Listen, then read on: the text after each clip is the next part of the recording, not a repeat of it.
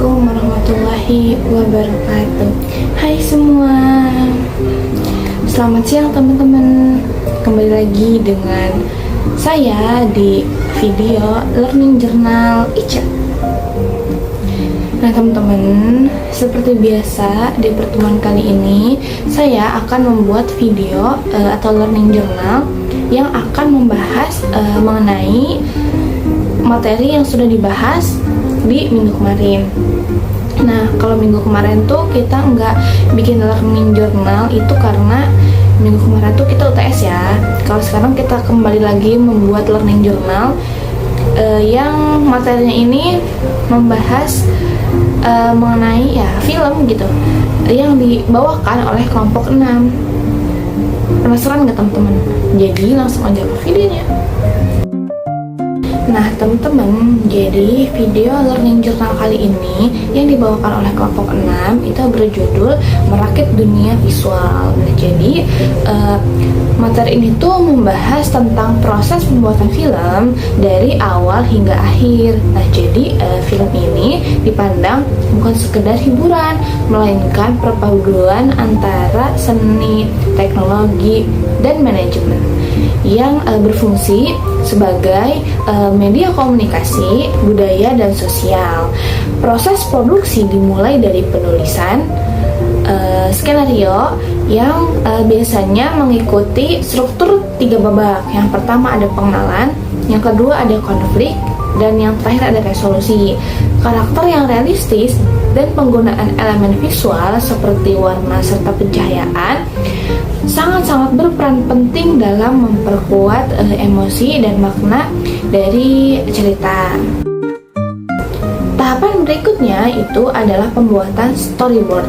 Storyboard yaitu rangkaian sketsa yang menggambarkan urutan adegan-adegan sebelum syuting. Nah, storyboard ini membantu komunikasi tim dan juga menghemat waktu serta memperjelas visi sutradara.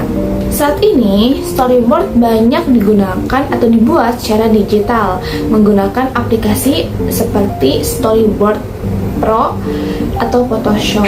Nah, agar revisi lebih mudah dilakukan gitu.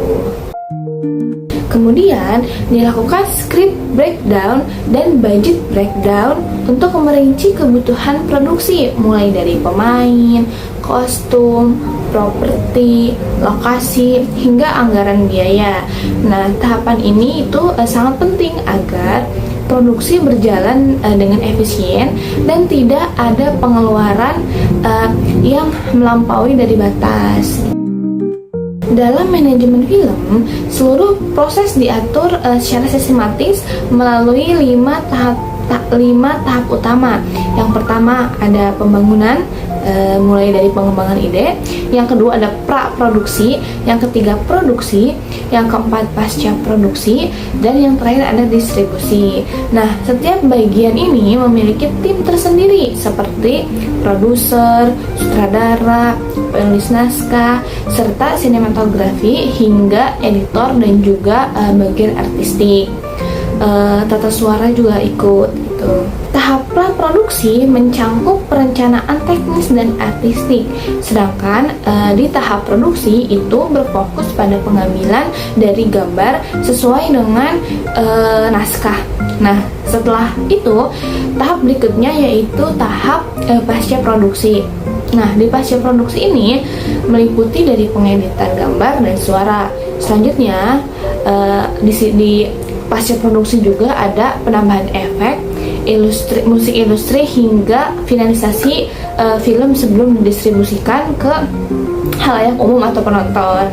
Dalam departemen penyutradaraan, sutradara menjadi pemimpin utama yang mengarahkan seluruh kru agar bekerja sesuai dengan visi kreatifnya.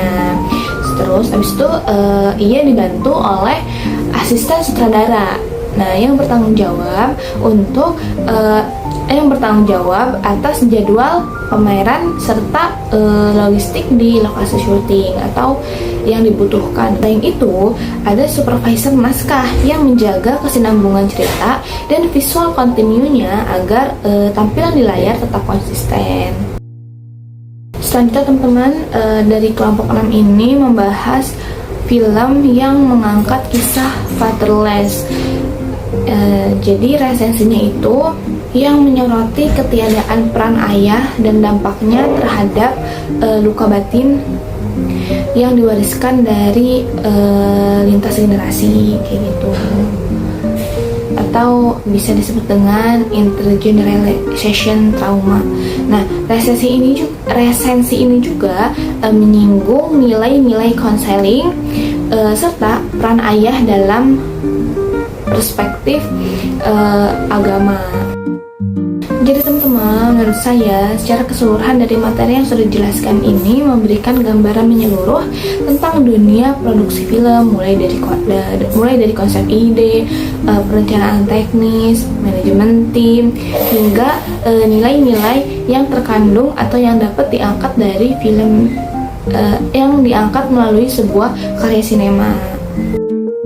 Nah, jadi teman-teman, itu dia pembahasan serta pengulasan dari materi-materi yang sudah dibahas dan sudah dijelaskan oleh kelompok 6 di minggu lalu. Jadi, jika ada kesalahan dalam pengucapan, kesalahan dalam pengeditan, dan serta kekeliruan dalam pembahasan materi, mohon dimaafkan sebesar-besarnya.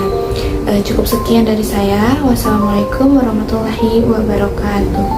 Bye-bye. Sampai ketemu di video selanjutnya kalau masih ada materi yang harus dibahas. Oke?